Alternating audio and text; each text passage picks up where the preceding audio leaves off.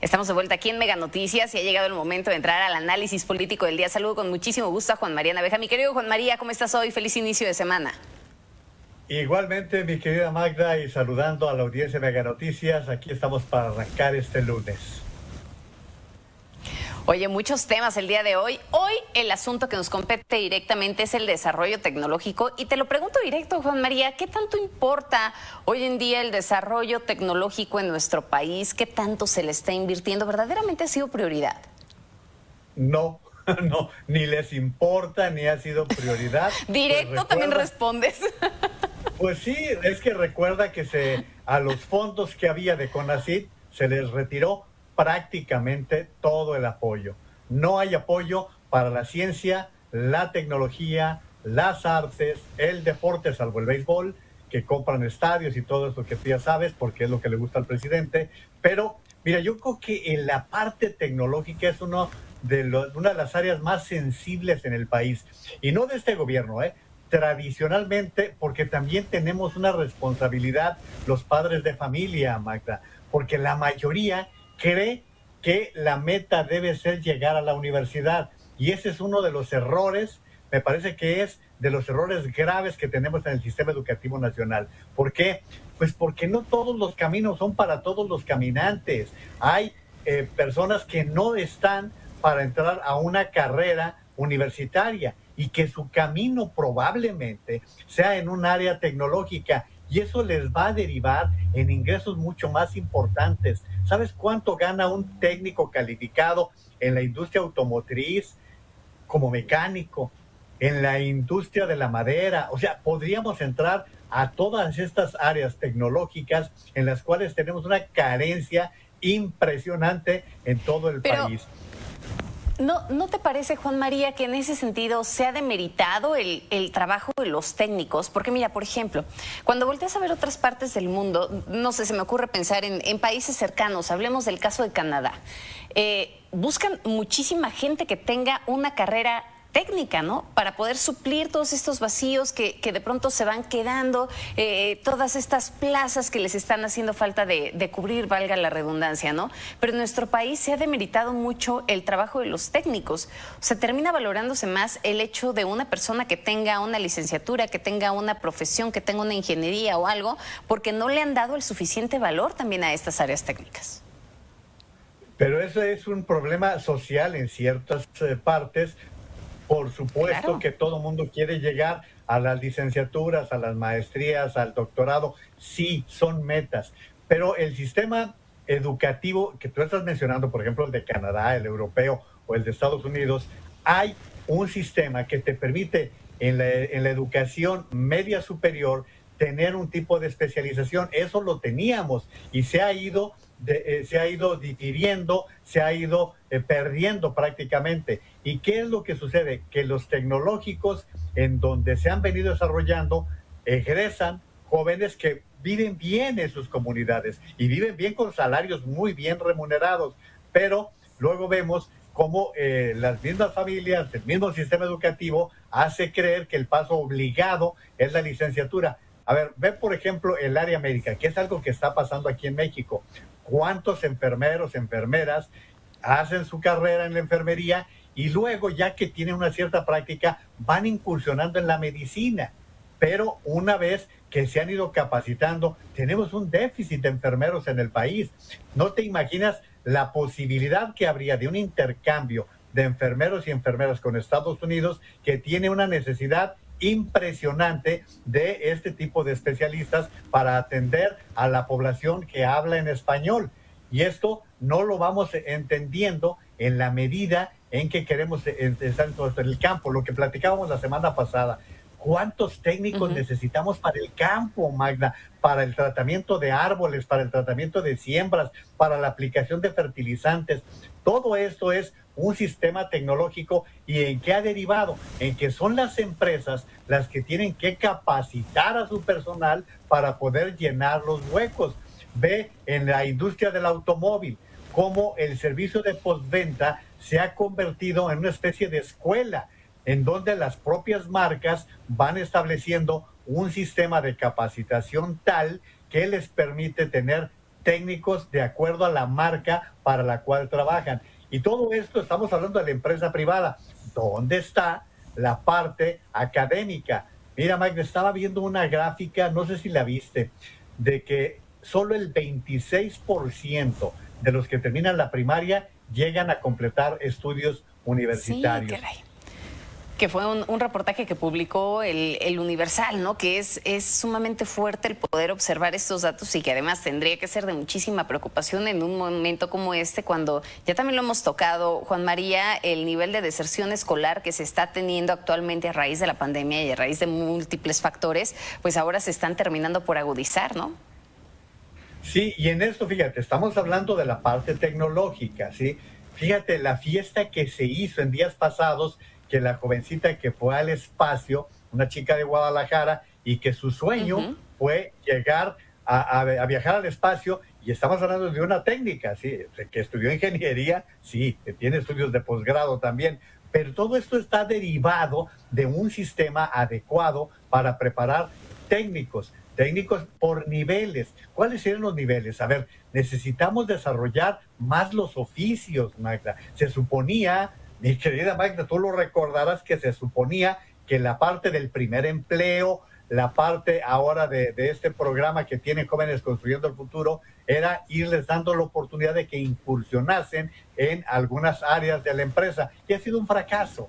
Ha sido un fracaso porque no está bien instrumentado, no está bien dirigido y no se convierte en una oportunidad para desarrollar oficios. El siguiente paso se ha prestado para la los opacidad, para la corrupción. Efectivamente.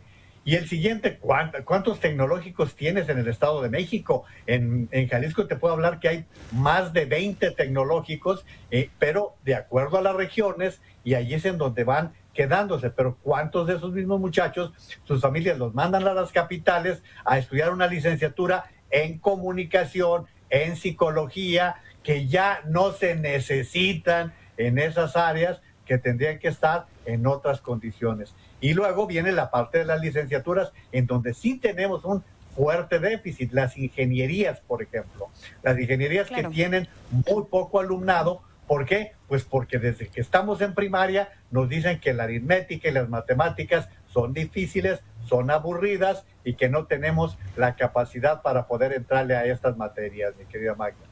El punto es que a veces se dice que se está invirtiendo, pero realmente no se está ejecutando, ¿no? Y mientras no haya un cambio de fondo que verdaderamente retome inclusive todos estos aspectos educativos que ya bien está señalando, pues seguiremos enfrentándonos a las mismas problemáticas, ¿no? A un nivel de desempleo importante, a un desarrollo tecnológico que se puede comenzar a rezagar, sobre todo ahora después de esta cancelación de los recursos económicos del foro consultivo, por ejemplo, del foro consultivo científico y tecnológico, de la eliminación de esos 65 fideicomisos, de que se sigue señalando a los científicos como malas personas. En fin, son digamos, actuaciones que terminan siendo contradictorias, ¿no?, a lo que en muchas ocasiones se menciona en el discurso. Mi querido Juan María, déjame irme rápidamente a los temas de colofón, un tema que bueno, sin duda tú dominas perfectamente, que tiene que ver con el ámbito internacional. Vaya fin de semana el que se vivió en Colombia con las elecciones. ¿Qué representa el hecho de que tengan ahora el primer gobierno de izquierda, y corrígeme la plana si me estoy equivocando, para los colombianos, Juan María? Es el efectivamente, primer gobierno de izquierda. Estás bien sentadita porque lo que te voy a decir te va a sorprender. El candidato que se parece a Andrés Manuel López Obrador y que incluso utilizaba las mismas frases de campaña era el perdedor, ¿sí? Rodolfo Hernández, quien decía no robar, no mentir, utilizó el mismo sistema, tienen la misma forma de pensar, están anquilosados en lo mismo. Gustavo Petro, el candidato ganador. Estamos hablando de un hombre que viene de la guerrilla, él fue militante del M-19, posteriormente se incorporó a la política colombiana, fue alcalde de Bogotá, era la tercera ocasión en que estaba contendiendo. Fue muy especulativa toda la segunda vuelta, porque fíjate que los que representaban al establishment se quedaron en el camino.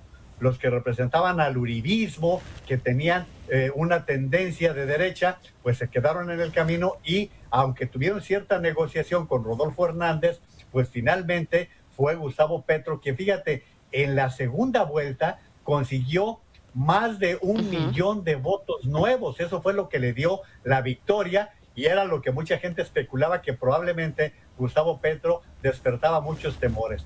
En Colombia hay mucha expectación a lo que va a suceder mañana.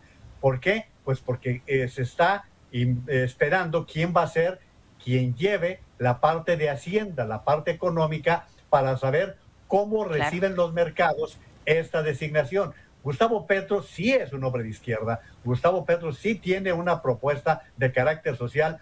Aquí en México no tenemos un gobierno de izquierda, no mientan, no es verdad. Oye. En México es más conservador que los conservadores, mi querida Magda. Oye, y el tema de cómo el papel que ha jugado también la vicepresidenta, ¿no? O sea, Francia y este liderazgo político que ha tenido, en donde también se muestra progresista en muchos aspectos y que también ha llamado poderosamente la atención, inclusive le llegan a atribuir parte de este triunfo, una parte central del triunfo que está teniendo Petro. Es que ella hizo un gran trabajo. Estamos hablando de la primera mujer negra, lo digo con mucho respeto, la primera mujer negra con un activismo social, y se dice efectivamente, como tú lo estás comentando, que el trabajo que hizo ella en el campo hizo llegar una gran cantidad de votos, y que pues una mujer inteligente que la ha pasado mal, no la ha pasado fácil, viene del Valle del Cauca, es una mujer que pasó su infancia en condiciones muy precarias, y posteriormente como activista, pues imagínate, ella tuvo que sacar de Colombia a sus 2 hijos por los riesgos que estaba atravesando. Entonces estamos hablando de un golpe muy importante en la política colombiana con la llegada de Gustavo Petro, pero también con una mujer que viene también de las minorías y con todo este impulso. Vamos a ver en qué condiciones se da, porque estamos hablando de un tipo de socialistas que sí están en la izquierda y que sigue entrando al terreno de los gobiernos que en América Latina van con esa tendencia. Mira, cuando ganó Gabriel Le diste al clavo. Boric... Espérame, porque le diste al clavo y me acabas de ganar lo que te iba a poner sobre la mesa. La tendencia que se está haciendo, pero no nada más en América Latina, Juan María. Hay varias partes del mundo, varios países que en este momento se están inclinando por gobiernos de izquierda. Algo está pasando que está cambiando también este orden político a nivel internacional. Pues son tendencias. Mira, recordemos qué fue lo que pasó en Francia cuando Emmanuel Macron ganó la presidencia de Francia con un partido naciente, le acababa de iniciar la tendencia de este partido. Ayer perdió las elecciones y fue la izquierda la que se colocó en buena posición con Mélenchon y el partido que encabeza por el lado de la izquierda. En América Latina, nada más en este año es el tercer triunfo del izquierdismo. Empezó Chile, después Honduras, ahora es Colombia. Todo hace suponer que al fin de año Brasil podría regresar con Lula da Silva a esa tendencia. Por lo tanto, pues van a quedar Uruguay, Paraguay, Costa Rica, Panamá, van a quedar pocos países con esta tendencia de izquierda. Pero fíjate lo que te decía el presidente chileno. ¿Qué fue lo primero que hizo Boric cuando ganó la elección? Mandar un mensaje a los mercados de que quien iba a ocupar la cartera de Hacienda era una gente equilibrada, una gente reconocida, y esa era una de las medidas que se estaban comentando ayer en Colombia, esperando que Gustavo Petro mande un mensaje de tranquilidad para que no se vengan abajo todo lo que es la inversión, porque hay que reconocer una cosa: Iván Duque, el presidente de Colombia, está cerrando bien, está cerrando con un buen trabajo para tratar de manejar la inflación que le está pasando a todo el mundo, está trabajando con inversiones, es decir, está cerrando razonablemente. Pero le costó bien. Le costó la presidencia la represión en las movilizaciones, que eso también hay que decirlo, ¿no? O sea, estas reprimendas que tuvo hacia la gente al momento en el que se estaban manifestando justamente por el asunto económico terminó llevándolo a perder la presidencia, ¿no? Y que todos estos temas, Juan María, también hay que decírselo a la audiencia, son relevantes porque de pronto creemos que México es el ombligo del mundo, ¿no? Hay que voltear a ver también lo que está sucediendo en algunas otras partes de América Latina para saber cómo comienzan a moverse todas estas tendencias y bueno, hay que decirlo también, México está ya en una carrera electoral que no va a parar de aquí hasta el 2024, ¿no? Y fíjate qué importante lo que acabas de decir. Dos cosas que me gustaría destacarte de lo que ocurrió en la segunda vuelta. Para los fanáticos de la segunda vuelta, hubieran supuesto que el candidato Rodolfo Hernández iba a ganar porque se sumaron las fuerzas perdedoras en la primera vuelta. Y no, fue Gustavo Petro quien permaneció a la cabeza de las preferencias. Segundo punto, los que dicen, es que ya es tarde para que la oposición tenga candidato a la presidencia de la República. Rodolfo Hernández se incorporó a la contienda 6 meses antes y con una campaña muy cautelosa, muy austera y bueno, duró las últimas 2 semanas escondido en Miami. Saca tus conclusiones, mi querida Magda. Esto también para que se entienda. Lo importante es tener un buen candidato, un candidato que atraiga. Un buen cuadro. Y en este caso, en este caso Hernández cautivó a jóvenes, cautivó a mucha gente, no le dio porque Gustavo Petro ya venía muy consolidado para este triunfo en Colombia. Entonces, creo que aquí la oposición y el gobierno tienen mucho que aprender de lo que pasó ayer en Colombia, mi querida Magda. Las lecciones que tenemos que aprender de lo que ocurre a nivel internacional. Mi querido Juan María, muchísimas gracias como siempre por estos minutos y nos vemos y escuchamos mañana. Un placer, mi querida Magda, que tengan todos un muy buen fin de semana. Un gran abrazo, Magda.